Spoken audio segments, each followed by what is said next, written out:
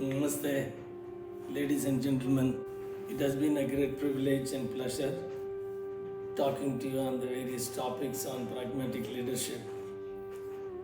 So, we had discussed on many concepts so far, and then it must have given you some fair amount of idea what this subject of pragmatic leadership is all about. Going forward, there is one more important aspect I thought I will bring it to your attention is about what really matters for the entrepreneur or the leader to attract people to come and align with his vision and then support him to achieve. So many a times when I counsel some of my clients in the consulting portfolio, one of the grievances many of the entrepreneurs tell me if they don't want to grow the business beyond certain size. And then when I try to ask them what is the main reason that you don't want to grow your enterprise, they always used to say, my children are not interested to join my business, and hence to whom I hand over the legacy that somebody inherits this whole thing from me, and they are concerned that the children want to go away to US and then pursue their life because that's a more comfortable place on earth. So there are many reasons that children want to pursue something else totally different from the father's business. So in India, there is almost 98% of the industries are in the category of MSME, micro and medium and small scale industries. So why there is such a large percentage of Indian companies are remaining in the category of MSME is because that the entrepreneur started the business with a big zeal and then later on lost his steam for a variety of reasons. So we will discuss among the various reasons. One of the aspects I dealt in my book on pragmatic leadership on page number 22 is chase something larger than selfish purpose. So I had discussed about this in page number 21. I spoke about vision attracts people to support.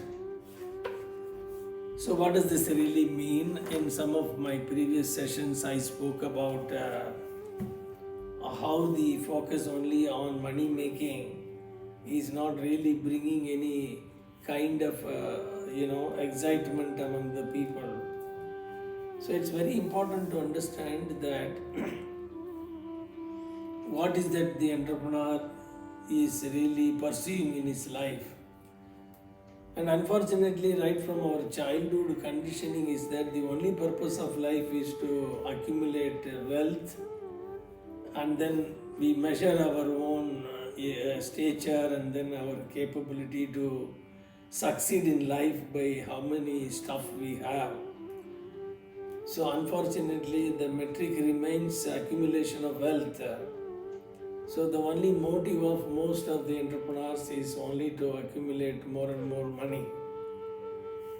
So with the result, most of them have started with certain objectives and then they were all lost in the woods, I must say. I'm sorry for making this harsh statement because their reason for not to grow the business is predominantly their succession is a problem. That means their children don't want to come into the business. So many of them said, my children want to go away from India or they want to do something else which is nothing to do with their business profession. Now I have been examining many of these kind of cases and I had the privilege of counseling the father and son why they should stay together in the business.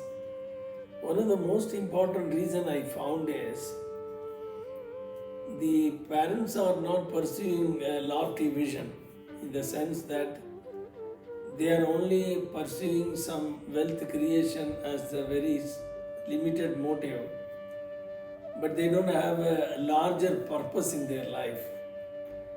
Very ironically, you will find that those who have pursued a larger purpose have got a lot of people coming forward to support them. So it's a very important aspect I want you to observe. There are many gurus or many masters who stopped pursuing things for themselves and then they started pursuing for a larger humanity happiness, and they have a lot of people following them. So just to give an example, when Sadhguru called for planting a 4 crores trees across the various parts of the states in the southern part of India, so many people came forward to plant the tree. So when you don't have an authority to control people and then they want to come and help you, can happen only when the purpose is much more larger than an individual selfish motive. So it is very strange for a businessman to agree to this point that if he is only focused on money all the time, then the people are not very keen to support him because it doesn't motivate them. So the organization doesn't have a larger purpose to fulfill. So this is something misses the attention of the people, and hence their children are seeing that the father is anyway chasing money and they have enough money because the second generation or third generation or the fourth generation businessman would have accumulated a lot of money and wealth. With the result, he might have come in bicycle, but his son comes in Mercedes, and then the second gen grandson comes in E-class, and his great grandson comes in S-class, and so on and so forth. So when the successions are coming with a very affluent kind of a background, they have nothing to achieve in life because they have everything. And unfortunately, when life provides everything, then there is no motive for human being to thrive for anything. Till Lord Buddha was in the confinement of his palace by his father, without knowing what his misery is all about, he didn't have any ambition to get enlightened. So only when he saw the death and old age and disease, etc., he wanted to find an answer why this suffering is there in this universe. And then we got Buddha at the later part of our period. So what is critical and very important is when someone is pursuing something loftier than money, then a lot of people wanted to come forward and join hands, and then they want to help. Just to cite an example in my own career, I was working for Lucas TVS, which was founded by TV Sundaram Iyengar, long time back from a Brahmin community near Madurai in Tamil Nadu. He started with a bicycle shop with the purpose to see that the villagers are struggling to move from one place to another. So he wanted to provide a medium of transport, and then later on the bicycle shop became the local town bus, which is a more comfortable travel for people. So he has set transportation as the main purpose of his life to make mankind more comfortable, and then the whole TVS group grew from leaps and bounds as one of the houses of social kind of fulfillment. So what is most important is when the entrepreneur is trying to pursue something much more loftier than merely making money, then you will find the alignment of the people taking place. So one of the major reasons I found during my research that why children are interested to join the business, primarily because the father doesn't have any great vision to grow his enterprise, and hence they don't have any much interest to support him. And second aspect is they have grown with a lot of affluence, with the result they have got nothing to strive for in life. So because only suffering makes people to strive for achieving something.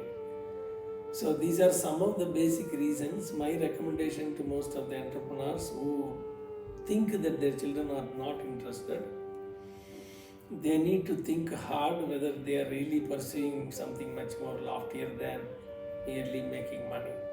So this is one of the most important aspects I discussed in the pragmatic leadership context. I hope this gives you some kind of flavor on leadership, and thank you very much for your patient listening, and look forward to see you in the future videos. God bless you.